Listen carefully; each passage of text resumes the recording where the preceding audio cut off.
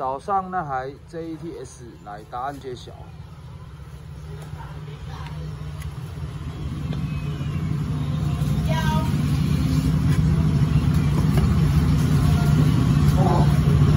好，曲轴的培林损坏了，来，有看到吗？掉出来了，分开了，所以会导致它会有异音产生。那在气缸的部分，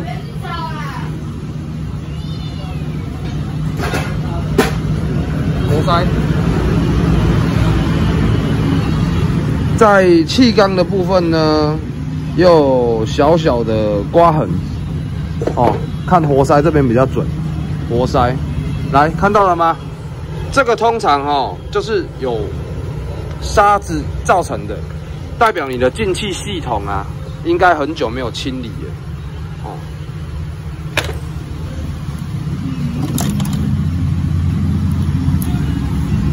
全部都是沙子，所以。 基本上这种基本保养啊，一定要做啊，做确实。哦，做好之后呢，你的气缸比较不容易会产生像这样子的刮痕，这样的刮痕，看到吗？哦，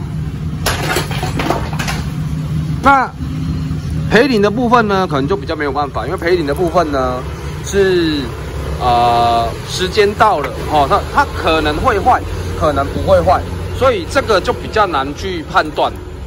那基本上就是这样子。好的，判断完 JETS 曲轴的问题之后呢，我们都习惯性会把曲轴分解。曲轴做分解的动作呢，我们才能去看到连杆的大端是否有磨损。那这个状况呢，还蛮漂亮的，还可以，还不像正常来讲的话，这个掉出来好，没关系。正常来讲的话呢，连杆曲轴这个位置这个位置啊会磨损，所以它就会导致你在发动的时候呢，会有“叩叩叩叩叩”的声音。那基本上来讲的话，这只曲轴判断来就是培林的损坏而已，单纯培林的损坏。